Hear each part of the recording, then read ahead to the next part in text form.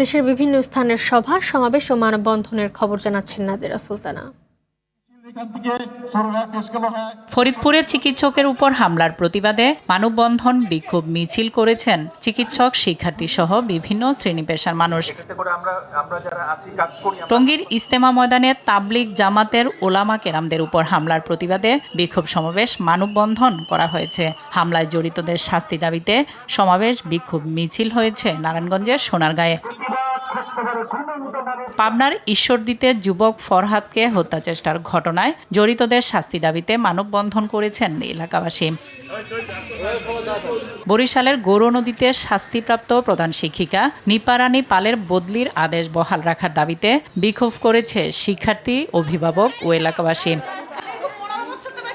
নরসিংদী জেলা ছাত্রদলের সভাপতি সিদ্দিকুর রহমান নাহিদের বিরুদ্ধে অপপ্রচারের প্রতিবাদে সংবাদ সম্মেলন করেছে জেলা ছাত্রদল। নোয়াখালীর হাতিয়ায় আধুনিক খামার ব্যবস্থাপনা শীর্ষক সেমিনার অনুষ্ঠিত হয়েছে।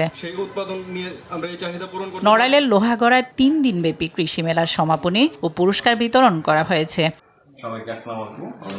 শিশু সুরক্ষা ও শিশু অধিকার প্রতিষ্ঠায় পটুয়াখালীতে ভিন্নধর্মী মেলা ও সাংস্কৃতিক অনুষ্ঠানের আয়োজন করা হয়েছে। পটুয়াখালীতে জলবায়ু পরিবর্তনজনিত দুর্যোগের প্রভাব মোকাবেলায় কমিউনিটি সক্ষমতা উন্নয়নে ওরিয়েন্টেশন সভা অনুষ্ঠিত হলো।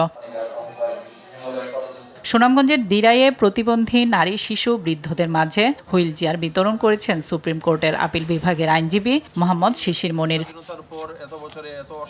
মুন্সিগঞ্জের সিরাজদি খানে সুবিধাবঞ্চিত হতদরিদ্র প্রায় 5 শতাধিক মানুষের মাঝে কম্বল বিতরণ করেছে একটি বেসরকারি সামাজিক সংগঠন। এ সময় 10 জন নারীকে সেলাই মেশিন দেওয়া হয়।